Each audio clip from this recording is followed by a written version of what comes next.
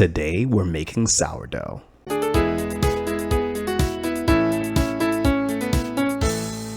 To make our own sourdough, we're gonna need starter. And there's a bit of an art to this. I'm gonna teach you how to make sourdough starter from scratch.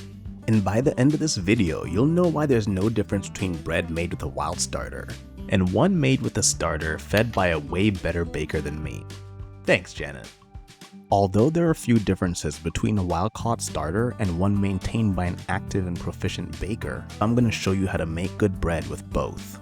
A lot of bakers prefer a bread with a specific amount of tang to it. Some like it super sour, some like it pretty mild. And although we can't control everything about our fermented bread, there are a few things that we can.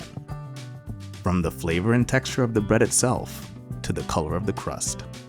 You can't completely control the amount of lactic acid producing microbes that you collect in a wild ferment, so you never know what you're gonna get before using it to bake bread and tasting it for yourself. But we are gonna cover some techniques to adjust the flavor of your bread before it goes in the oven. I got my first set of starter from a friend of mine. Thanks again, Janet.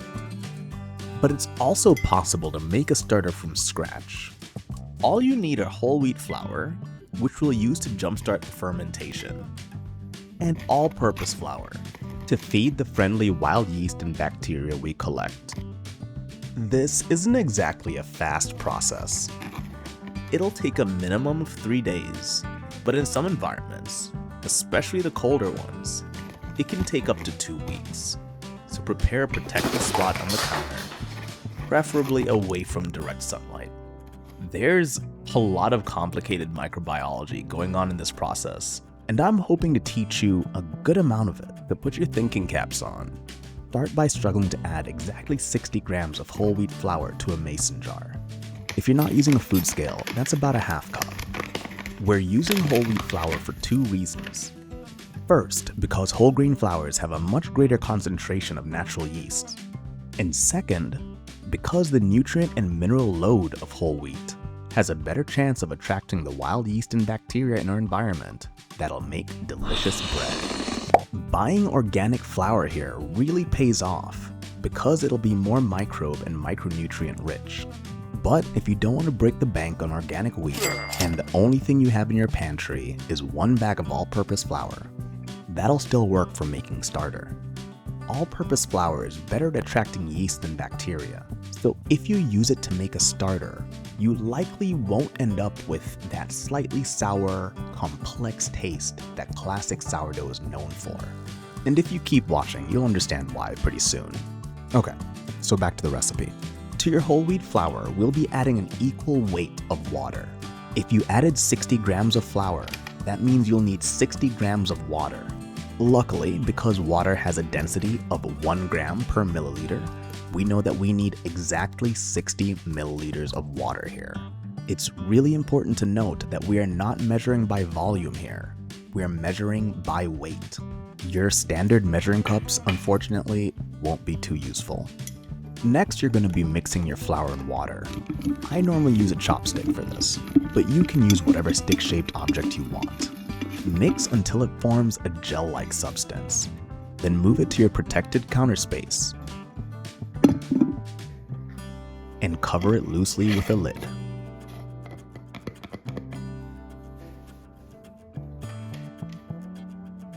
On day 2, we'll be checking if any bubbles have appeared on our starter. These bubbles are a sign of fermentation beginning to occur. If they have, you can go on to the next step. But if not, stick it on the counter for another day. On day 3, you might notice a clear brownish-gray liquid in the center of, or on top of your starter. Bakers call this stuff hooch, and it's a byproduct of the natural yeast fermentation of alcohol. Don't pour this off. It'll be fine. It can actually add a really nice sour flavor to your bread. And if you pour it off, it completely messes with the hydration ratio of your starter. But we'll talk about that a bit later. Back to our wild starter. It's been about 2 to 3 days, or a week if you live in a colder climate. Today, we'll be feeding our starter for the first time. We'll be following the same process that we did on day 1, but with 60 grams of bread or all-purpose flour, and 60 grams of water. The texture of our starter should be kind of gummy and stretchy, with signs of bubbles throughout the mixture. We are not using whole wheat flour to feed our starter, because we want to lock in our population of collected microbes and start multiplying them. The higher amount of starches found in all-purpose flour should give the microbes in your starter plenty of fuel to multiply and rise. And if you've been paying very close attention up to this point, you've noticed that we're always using equal weights of water and starch. This creates a 100% hydration starter, which is kind of the baseline starter for beginners. If your starter has a different percentage hydration, the bread you make and my recipe are not going to turn out the same. So I strongly recommend investing in a food scale.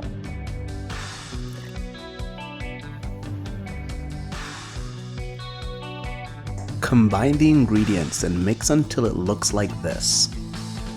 Water is necessary for the microbes we're collecting to thrive, so we'll want to make sure there are no dry spots throughout this whole jar.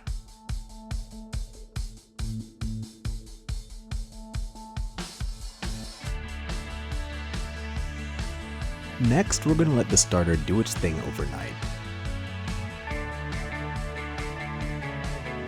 Anywhere from 4 to 12 hours after your first feed, your starter should double in height. At this point, it's ready to be used in any sourdough recipe you can find, as long as it's a recipe with a 100% hydration starter.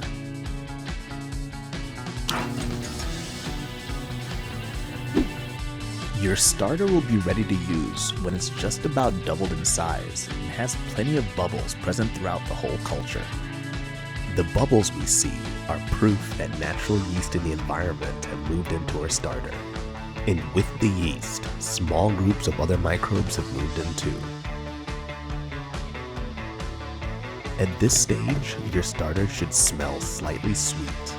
If your starter smells like acetone or like sweaty gym socks, you might want to try again. Probably a bit further from your kitchen compost or trash can.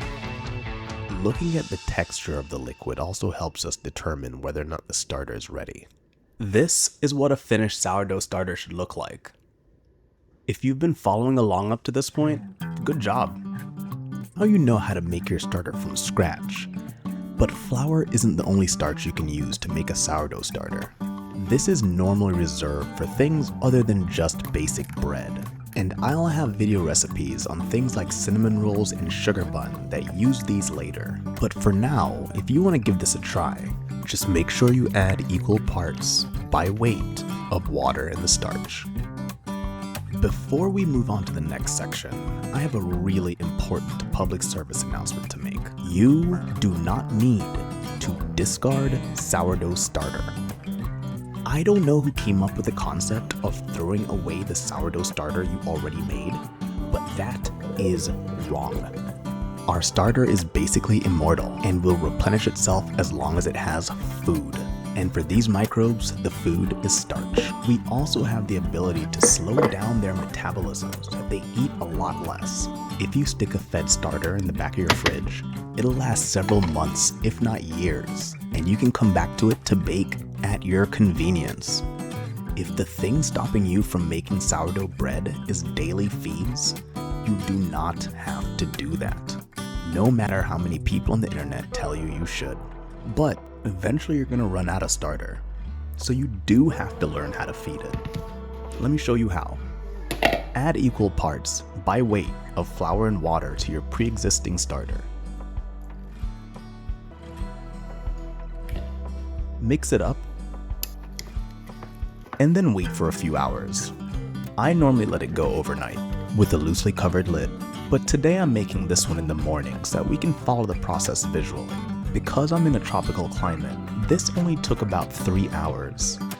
And since I wasn't ready to use it yet, I just stuck it in the fridge, where I completely forgot about it for more than half a year. About 8 months later, it looked like this.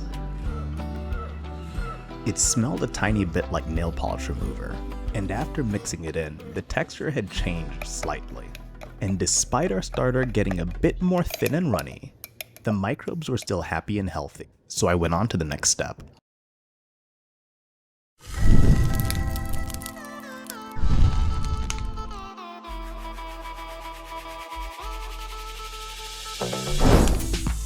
First, we'll be getting out our food scale.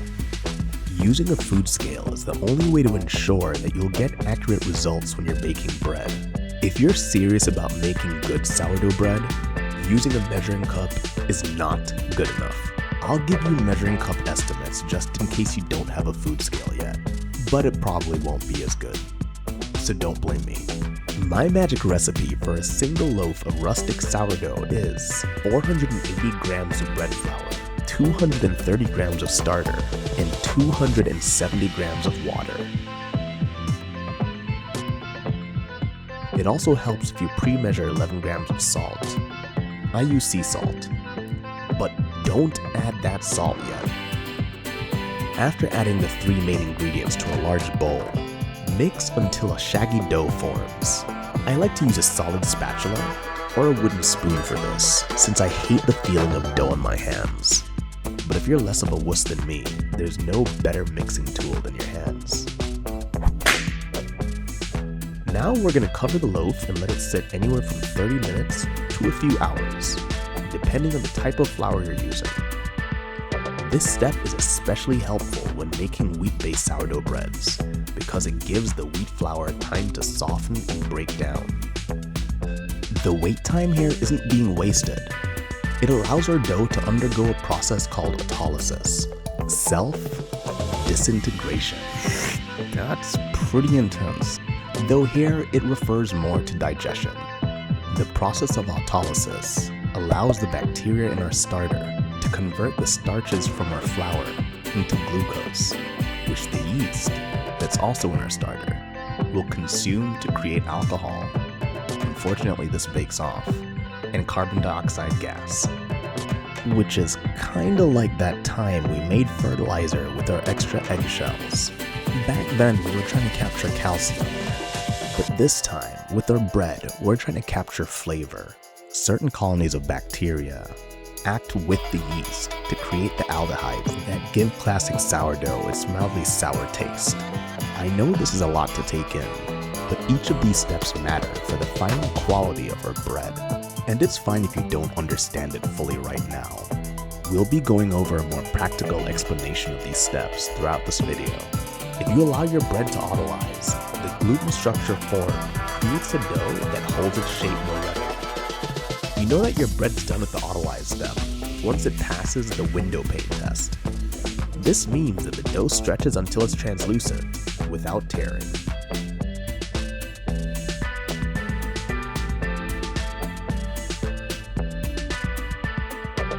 Now you can add your salt and mix it in, which is technically kneading your dough.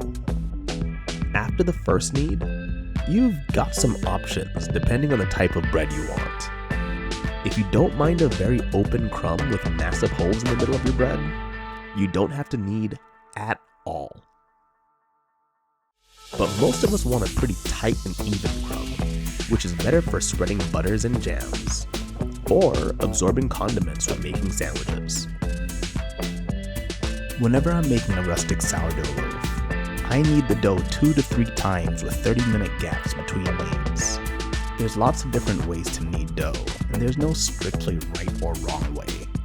I do a tuck and fold technique, but this does tend to create a bigger gap in the middle of your bread. The benefit is that it keeps your hands really clean. If you don't mind getting your hands dirty, the stretch and fold technique might work for you.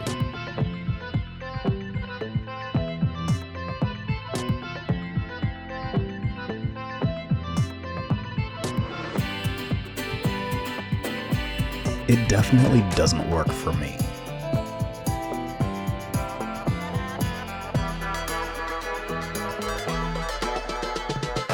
Now that we've got a nice looking dough, we're on to the fermentation or proofing stage. The longer your dough is allowed to ferment, the more sour flavors are incorporated into the final bread. If you're proofing on the counter or in a proofing chamber, I don't think you need to give it longer than 3 to 4 hours. But it won't hurt things if it goes just a little longer. Just like with your starter, you don't need to be a slave to your bread. Come back to it whenever you've got the time. And the longer you ferment your dough, the more gluten will be broken down too. Okay, so your dough is ready. At this stage, if we want a very open crumb, we don't want to knead it at all. I like a really tight and closed crumb, so I'm going to be doing a little kneading and shaping.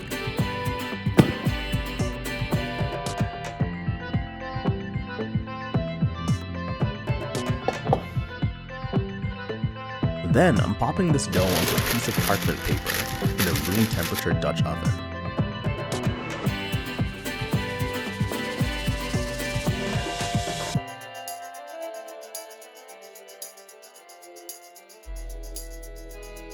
Now our dough is technically finished, but it's not ready to go into the oven just yet. We've still got a few things to learn about the dough before we bake it.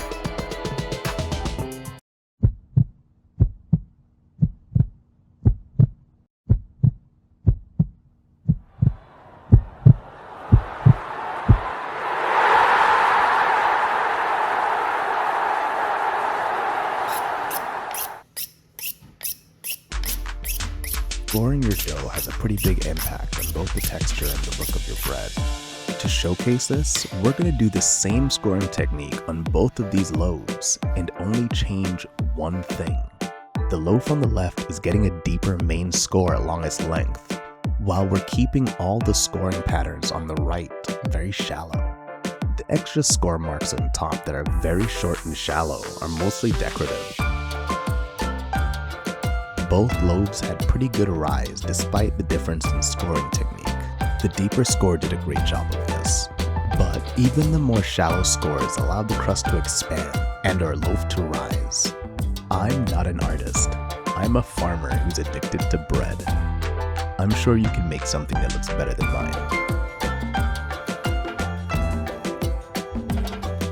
But it'll be pretty hard to make something that tastes better than mine.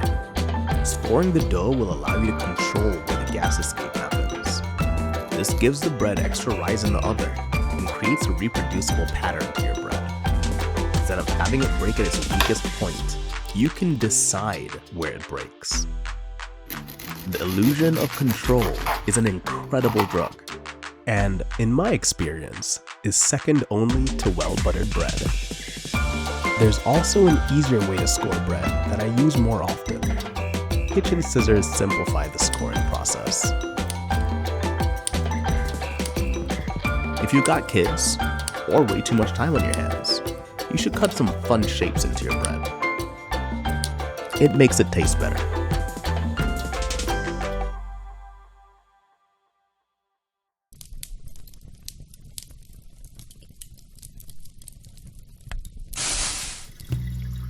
We're gonna start with some oven prep. There are a few ways we can prepare an oven for baking bread, and I've had the best success with two methods. Let me explain what we're trying to accomplish here. This is an oven. When you turn it on, it gets hot. That heat makes the environment in an oven very dry. This is the enemy of good bread. Bread cooking in a hot and dry environment creates a hard shell that does not expand as the bread cooks. This makes the bread very dense, with a tough and crispy crust. If I'm being honest, it's borderline inedible. The one set of bread I made like this went straight to the chickens, and they didn't like it either. So to avoid this, we're going to be using one of two methods to create steam in our oven. The first is a small pan or pot of water.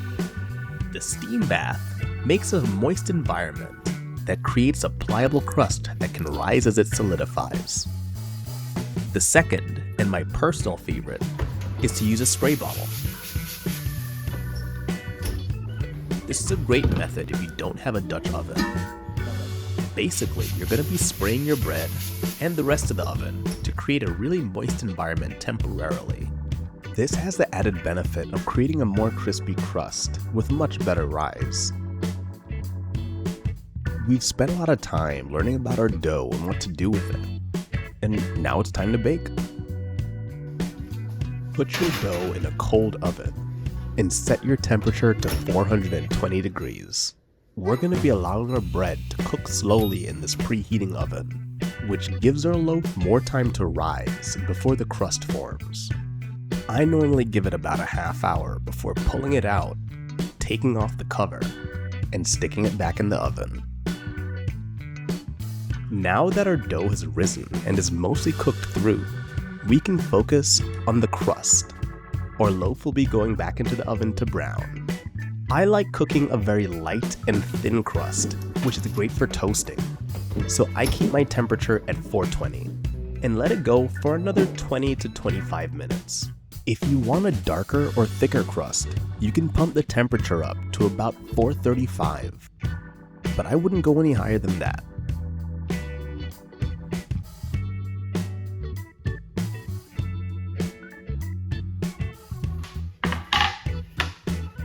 This loaf has some incredible spring. The crust is light and crisp without being too flaky. But you can't judge bread just based on how the crust looks. We've got a variable crumb structure, leaning more towards open. Now let's give this thing a taste.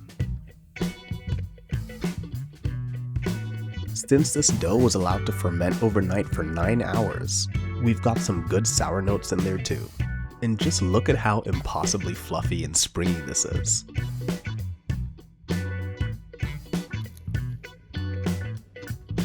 If you choose to use the kneading method that keeps your hands clean, you may find that you develop a large hole in the center of your bread. This isn't much of a problem and it doesn't affect the taste.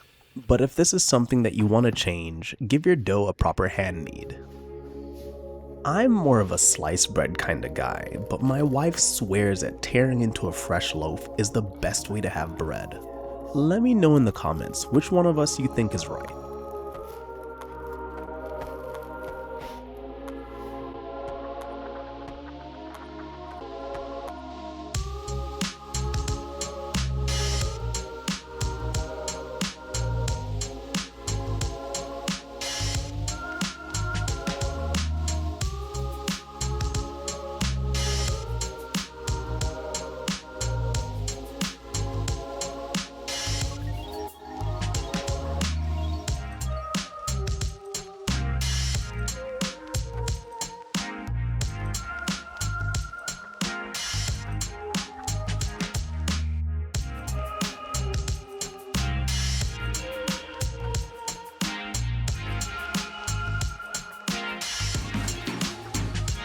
After spending half an hour in a preheating oven, this loaf was cooked at 420 degrees Fahrenheit for 25 minutes.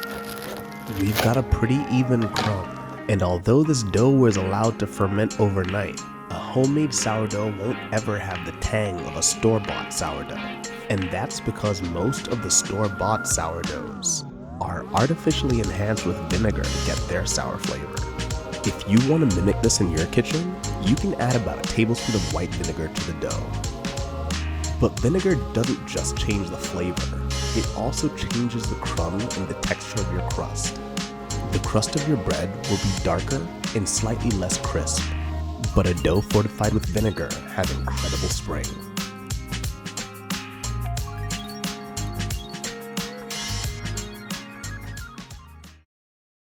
Help! I've made too much bread.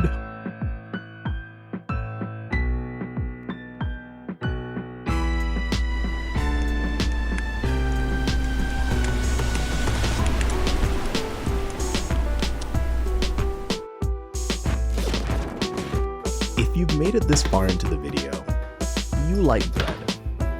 You don't have to hide it, you're in a safe space here, so it's okay. Allow me to enable your addiction. For people who want lots of fresh bread with a minimal time investment, you can double, triple, or even quadruple my classic sourdough recipe. You're only doing the work of mixing, folding, and waiting one time, and you'll be getting a boatload of bread out of it.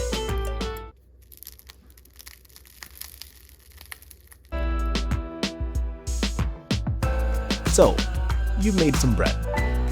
Maybe too much bread. Lucky you! Now you get to freeze some for later. Freezing bulk batches of bread is the best way to always have fresh tasting sourdough on demand. But you do need to know a few important tips to ensure that the bread that comes out of the freezer is just as good as fresh baked. First, you need to know that the way you store your bread really matters.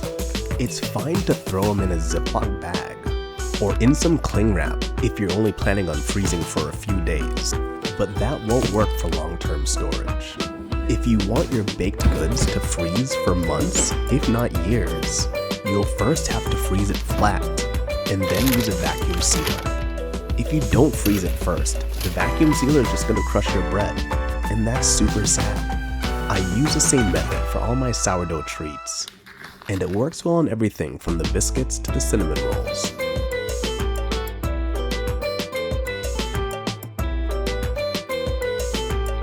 This loaf has been in the freezer for a week and was allowed to thaw out in the fridge overnight. This wasn't vacuum sealed, so let's see how it's changed.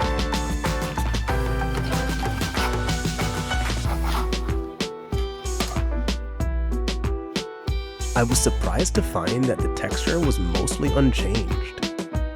But thanks to the freezing and thawing process, the gluten structure in our loaf was broken, or bread was way more likely to crumble.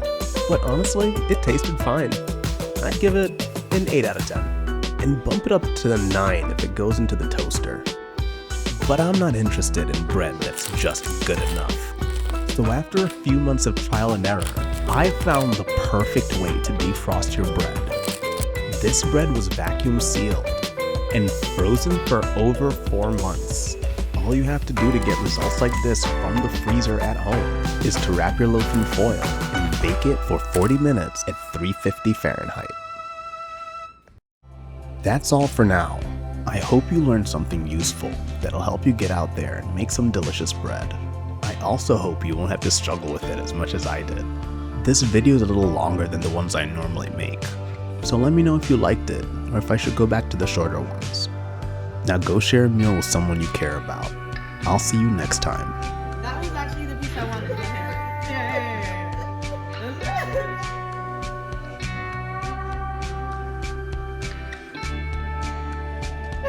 Oh, AJ. Oh, they say it's AJ. What the heck?